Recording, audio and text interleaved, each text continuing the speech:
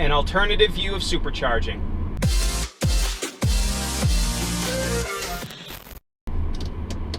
Hey everybody, welcome back to the channel. So it is the day after Christmas.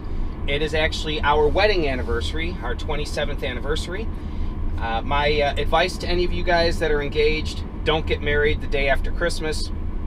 Long story as to why we did, but what it boils down to is we figured people would have the day off work. Christmas that year was Friday, and if I'm remembering correctly, and so we figured everyone would have Saturday off, and the church would be decorated for Christmas, so it'd be beautiful and all that. But the problem is we have family out of state, so almost every year we end up on the road traveling back home after Christmas, which is our anniversary. So this year, being that Christmas was right in the middle of the week, it was a little bit difficult to take time off to travel for Christmas because I didn't want to take the whole week off. Being self-employed, that absolutely murders us financially. And so my wife and I talked about it. Her family celebrates Christmas on Christmas Eve, so they do basically nothing Christmas Day. Sometimes they'll go to a movie because a movie theater is one of the few places that's open on Christmas Day, but basically they sit around and vegetate on Christmas. So we figured, why not drive back Christmas Day, and that way we'll be back home for our anniversary, which is today, the 26th. So in traveling back on Christmas, it sort of sparked something that I thought was pretty fascinating. So normally, for those of you that don't know, we live in the northwest suburbs, northwest of Chicago, and we travel up to Minnesota frequently. And what we normally do is we charge the car at home, then we drive to Mauston, Wisconsin, and there is a Culver's there that has a supercharger station. I don't know, I think it's 6 or 8 stalls behind it. So we'll park there and charge up while we grab a bite to eat. Then we'll drive from there all the way to Oakdale, Minnesota, which is during the summer not a problem, but in the winter it's a bit of a stretch. It's like 186 miles or something, and it's 70 miles an hour on the expressway, so everyone goes 75. So between going 75 and using the heat in the car in the winter, it's a stretch to get there. So we drive all the way up there. We skip the Eau Claire, Wisconsin supercharger and go all the way to Oakdale, Minnesota. We charge up the car relatively high there, 80 or 90%, and then we drive to my wife's parents' house. Then I bring my travel charge cord that came with the car, and we just plug into the 120 volt outlet there, and we get our 4 to 6 miles per hour of charging. It just trickles while we're parked there for a few days visiting, and the car tops off and we head back. Well, this year we woke up yesterday morning, Christmas morning, and Merry Christmas, oh, Merry Christmas to you. And then my wife says to me, she goes, she said, there's going to be nothing open along the road to use the bathroom. I thought, oh, that's true. Well, we'll stop to charge, but we'll also stop at a rest area here or there. There's bound to be a McDonald's open somewhere. But then she said, she goes, nothing's going to be open, or almost nothing. And I thought about it. And I said, that's very true. I said, we're not going to be able to eat anything. We're going to basically, and you don't want to go, well, what's in that town? Because the car is at the charger. I could drive my wife and son and drop them off at some place that might be open, a Denny's or something. But then I'd have to drive back to the charger, and who knows how far I'd have to walk to get to them. I'm like, wow, this is going to be inconvenient. Let's bring food. So we figured that, well, it'd be great. The roads will be empty, and there are a lot of gas stations along that route that are closed on Christmas. So we thought, well, it's a good thing that we're driving the Tesla, because what if gas stations are closed? The charging, the superchargers will be open. But again, we had this issue of bathrooms and something to eat along the way, or at least something to do while the car charges so we can get out of the car. And so what we did is we drove from my wife's family's house northwest of the cities, northwest of Minneapolis, St. Paul, and we drove to Oakdale, Minnesota, to the supercharger.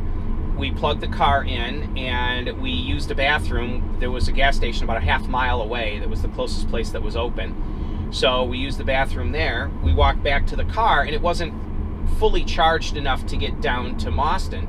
So my wife says, well, why don't we stop frequently? Why don't we hit every supercharger? And here's where it gets interesting. So we only charged part way at Oakdale. We drove to Eau Claire, Wisconsin. We charged part way. And then we drove to Mauston, Wisconsin, there behind the Culvers. And we charged most of the way there just because there are no convenient superchargers between Mauston and our home. But other than that stop, the other two supercharging stops were relatively brief, 15, 20 minutes or whatever. And I noticed something interesting about that. We would get to a supercharger at like 50% and plug the car in, and it wasn't charging at a really high current.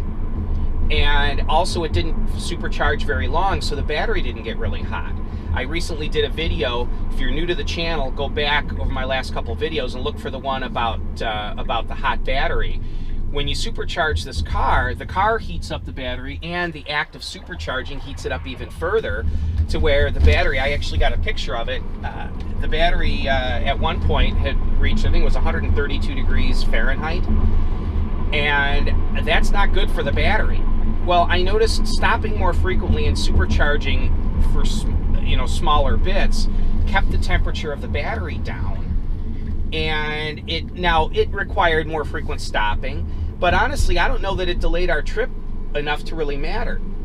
Normally, those two stops within a 425-mile driving distance, we're kind of stretching to make it to the next stop. My wife's like, I got to use the bathroom. My son, I got to use the bathroom, Dad, I'm hungry, blah, blah, blah. It's kind of a long wait.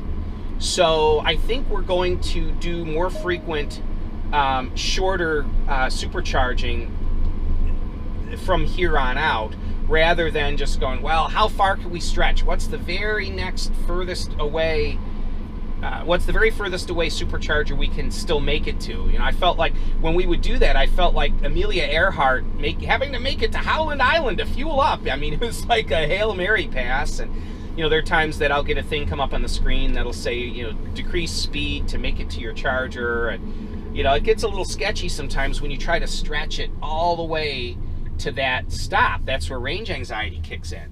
Well, stopping more frequently and charging less heated the battery less. We had no range anxiety. We weren't too worried about when do we get out of the car and stretch. So yeah, it was pretty good. I used to advise people to charge the car to 100%, drive as far as is humanly possible to the furthest supercharger that you can still get to on that charge all the way up, and then drive to the next furthest supercharger, just to sort of exaggerate how far the car can go on a charge. But the reality is, you're generally going to stop more than every 3 hours to use the bathroom or something anyway. And so I just wanted to throw that out there. Of the two types of mindset that there are supercharging, charge all the way up at one charging stop and drive as far as you can, and charge all the way up and drive as far as you can, versus stopping at pretty much every supercharger, which for us is like every 120 miles or something like that along the road. Is that, which one do you guys choose? Do you stop at every supercharger just to get out of the car and stretch and get a little bit of charge, or do you stop only at the furthest away one that you can really charge up far? What's your philosophy on that? I mean, the charging up far, if you discharge the car down really far, you'll get more miles per minute of charge plugged in, because once you're above 50% state of charge, the rate of charge of the car slows down a bit. That first 50% really charges fast. So there is an argument to stopping less frequently and charging up further. But I don't know, I'm kind of liking this. I think it's going to be easier on the battery pack to supercharge in smaller bites more frequently. So anyway, those are my thoughts for the day. What do you guys think? What do you do? What's your philosophy? Let me know in the comments section below.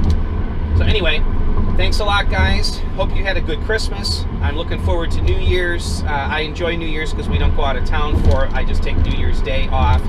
And I'll probably be filling screen mount orders on New Year's Eve or New Year's Day, because I've got quite a few in stock. Oh, also, my car's going in to have this crack in the windshield, have the windshield replaced New Year's Eve.